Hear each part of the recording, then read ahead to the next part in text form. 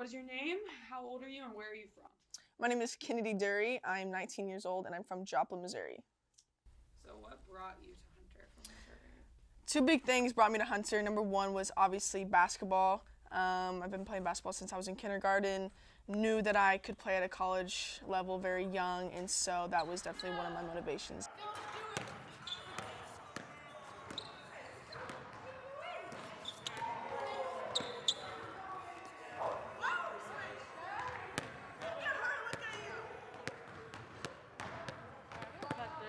Second one was the connections here for what I want to do, which is media studies, broadcasting.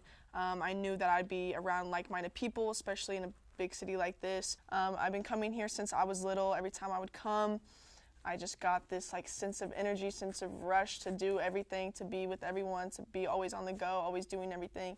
And I definitely felt like if I was in this place, I'd be a lot more motivated back at home or any small town.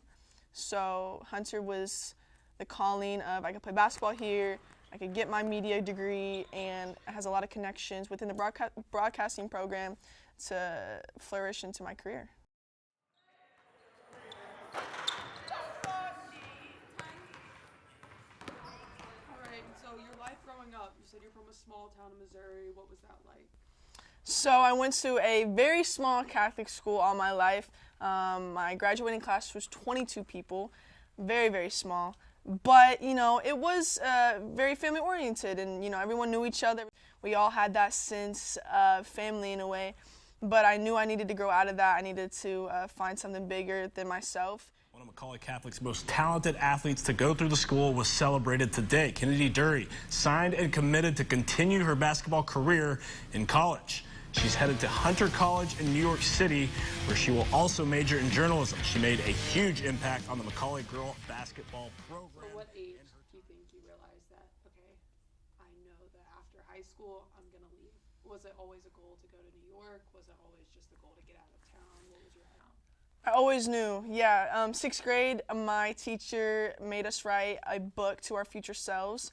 And in that book, I was talking about me being in New York City, being this WNBA player and having my own shoe line with Nike. I always had big dreams when I was little, and so I definitely wanted to follow through with those.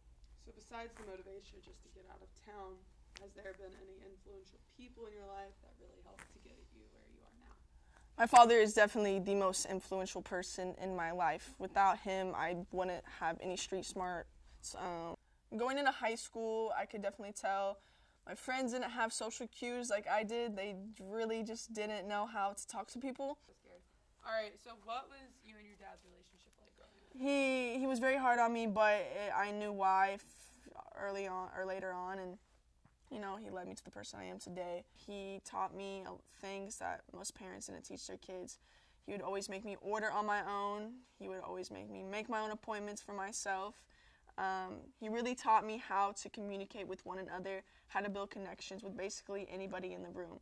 He gave me that confidence, that drive, because he led by example. He would talk to anyone, and I could just see how he asked people questions and how it got them going, and they would have a real conversation, and it was just so cool to see that I knew I could do that. So I know you said that it was kind of frustrating at a young age when you had to do things for yourself. But when do you think you started to notice the bigger picture of what he was trying to instill in you? Early on in high school, I could definitely tell why my dad taught me what he did.